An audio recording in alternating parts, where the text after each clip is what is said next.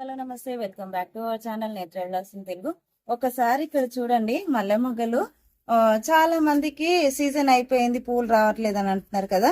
మా మొక్క చూడండి, అసలు ఈ చిన్న మొక్కనే పిట్ట కొంచెం పూతగనం అన్నట్టు ఎన్ని మొగ్గలు వచ్చాయో చెట్టు నిండా చూడండి.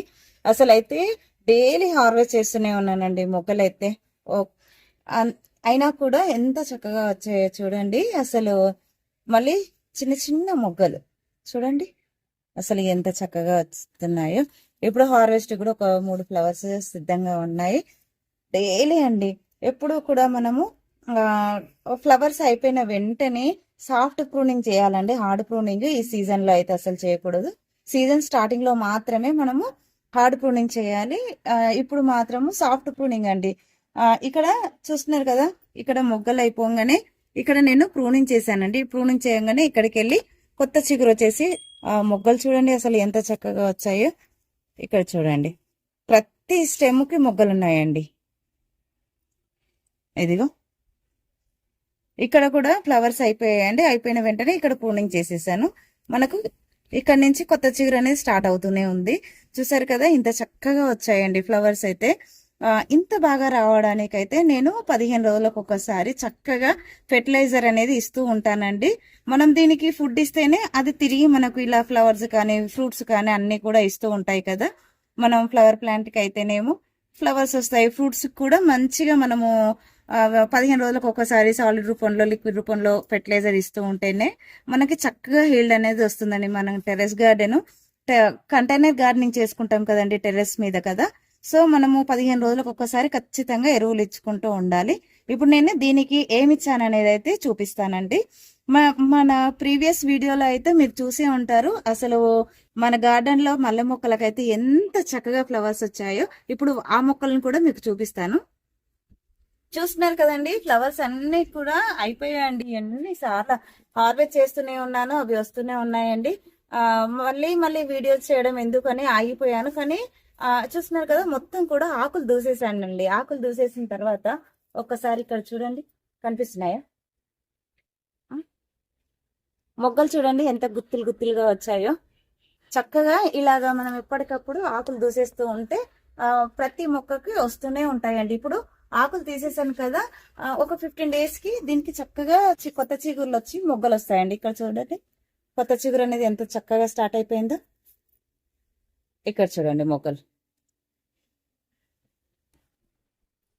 ఎప్పుడూ కూడా మనం మట్టి అనేది చక్కగా లూజ్ చేసుకుంటూ ఉండాలండి.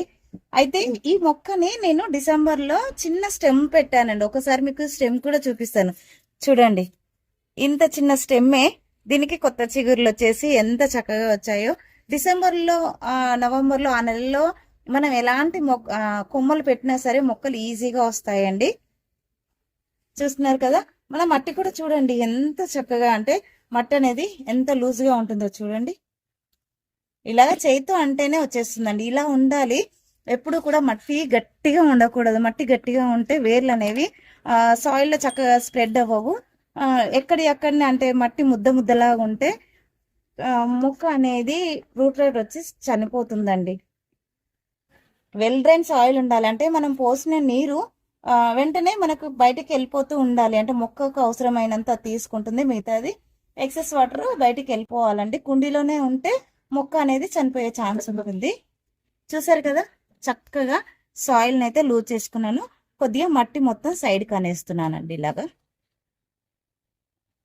ఇక్కడ చూడండి, ఇది వచ్చేసి వర్మీ కంపోస్ట్ అండి. ఇది వచ్చేసి బోన్ మీలు. ఇది టీ పౌడర్ అండి, మనం వాడిన టీ పౌడరు. ఇది బనానా తొక్కలు ఉంటాయి కదండి, అది చక్కగా ఎండబెట్టేసుకొని మిక్సీ అయితే పట్టుకున్నానండి. ఈ బనానా పౌడర్ ఇవ్వడం వల్ల మనకి ఫ్లవర్స్ అనేది చాలా బాగా వస్తాయండి. బోన్ మిల్ ఇవ్వడం వల్ల పెద్ద సైజులో వస్తాయి. ఇది పటిక అండి, ఆలం అంటారు. ఇది ఇవ్వడం వల్ల సాయిల్ అనేది ఎసిడిక్ గా ఉంటుంది, పిహెచ్ లెవెల్ అనేది బ్యాలెన్స్డ్ గా ఉంటుంది.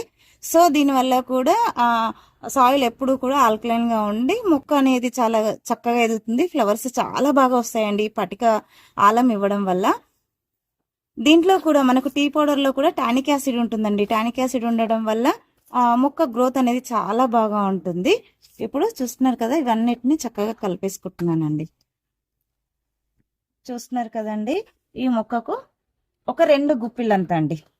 ఈ మట్టి ఏదైతే ఉందో మనము చక్కగా ఇప్పుడు వేసుకున్న ఎరువు మీద మళ్ళీ ఇలాగ కప్పేసుకోవాలండి. ఇలాగ మొక్క చిన్నదే అయినా సరే ఇలాగ గుత్తులు గుత్తులుగా అయితే పూలు పూస్తాయండి. కొన్ని వాటర్ ఇచ్చుకోవాలండి. మనం ఎరువు ఇచ్చినప్పుడు ఎప్పుడూ కూడా ఓవర్ వాటరింగ్ చేయొద్దండి. మనము ఇచ్చిన పోషకాలన్నీ కూడా వాటర్తో పాటు బయటికి వెళ్ళిపోతూ ఉంటాయి. సో అందువల్ల కొన్ని మాత్రమే వాటర్ ఇచ్చుకోవాలండి. ఐ హోప్ ఈ వీడియో మీకు నచ్చిందని అనుకుంటున్నాను. వీడియో నచ్చినట్లయితే లైక్ చేయండి, షేర్ చేయండి, ఛానల్ని సబ్స్క్రైబ్ చేసుకోండి. Thank you for watching my videos. అందరికీ హ్యాపీ గార్డెనింగ్.